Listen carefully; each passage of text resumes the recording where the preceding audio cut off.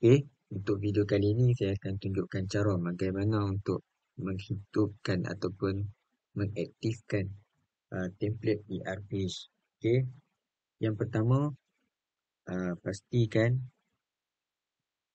Ustazah tekan Google Chrome. Okey, sama ada Google Chrome ada di bawah ni ataupun ada di atas ni. Okey, tak ada masalah, tekan saja. Okey, bila tekan pastikan terpapar perkataan Google di hadapan Ustazah. Okey. Langkah seterusnya, pastikan email. Okey, Ustazah pergi pada sebelah kanan sekali ada email Google account. Pastikan Google account sekarang adalah Google account yang diberikan Ustazah kepada admin ERPage. Kalau bukan, Ustazah kena login. Okey, cara login, okey, boleh tekan add another account ni dan seterusnya ke step yang seterusnya lah. Okey, macam ni. Okey, ni bukanlah email yang betul saya. Okey, yang ni adalah email yang betul saya. Jadi saya tekan yang ini. Okey. Seterusnya, okey, tadi kita dah pilih dah account dia. Google account yang telah dihantar. Okey, seterusnya kita akan tekanlah 9 titik ni.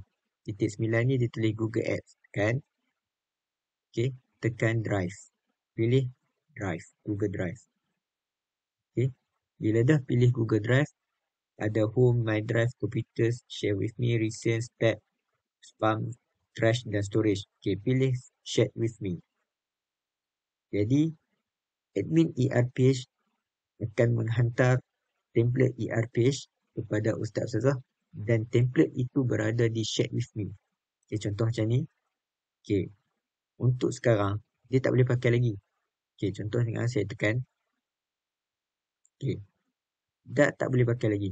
Dia boleh, kita boleh tengok macam ni saja. Okey, tak boleh tekan langsung. Okey, jadi bagaimana kita nak aktifkan dia? Okey, ke Share with Me ni.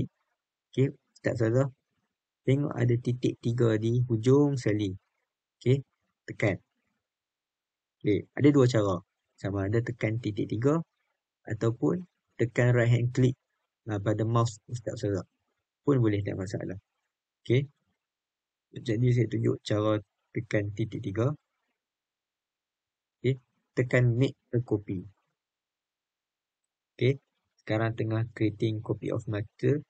Okey, Ustazah boleh tekan show file location ataupun pergi ke my drive.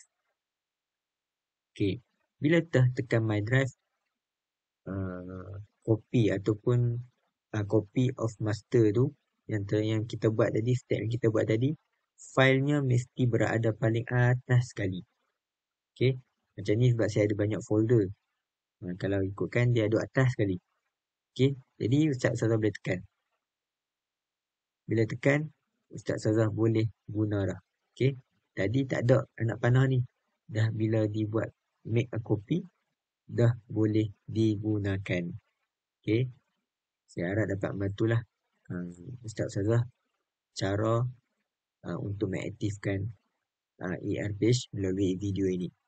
Terima kasih.